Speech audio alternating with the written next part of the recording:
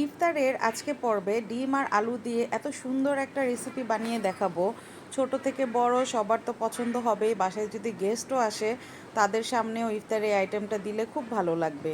তো এই জন্য আমি প্রথমে দুইটা বড় বড় আলু বয়েল করে নিয়েছি।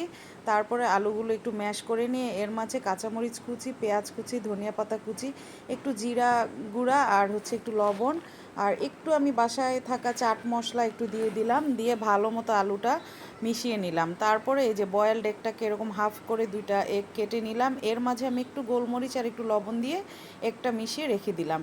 এবার একটা এগ ফেটিয়ে নিয়ে এর মাঝে একটু লিকুইড দুধ দিয়ে আমি ওটা ফেটিয়ে একপাশে রেখে দিলাম। এই যে এবার আমি আইসক্রিমের কাঠিগুলো দিয়ে এইভাবে করে আলু দিয়ে আলুর মাঝখানে হাফ এগ দিয়ে তারপর এটাকে যে ললিপপ বানিয়ে নিচ্ছি।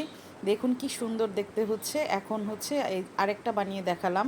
তারপরে আমি এটাকে সেই ডিম আর দুধের যে মিশ্রণটা এটার মাঝে ভালো মতো চুবিয়ে নিয়ে এবার আমি দুই রকমের ব্রেড ক্রাম্পস দিয়েছি এখানে, সাদা আর লাল, তাই কালারটা সুন্দর আসছে। আমার বাসায় বানানো এই ব্রেড ক্রাম্পস আমি এইভাবে গড়িয়ে নিয়ে এবার তেলে সুন্দর করে ভেজে তুললাম। তো আমার বাচ্চা তো এই আইটেমটা খুবই পছন্দ করে, এমনকি বড়দের সামনেও খুব ভালো লাগে। তো ইফতারে অবশ্যই আইটেমটা বানিয়ে খেয়ে দেখবেন আর আমাকে অবশ্যই জানাবেন কেমন লাগলো রেসিপিটা। সবাই ভালো থাকবেন।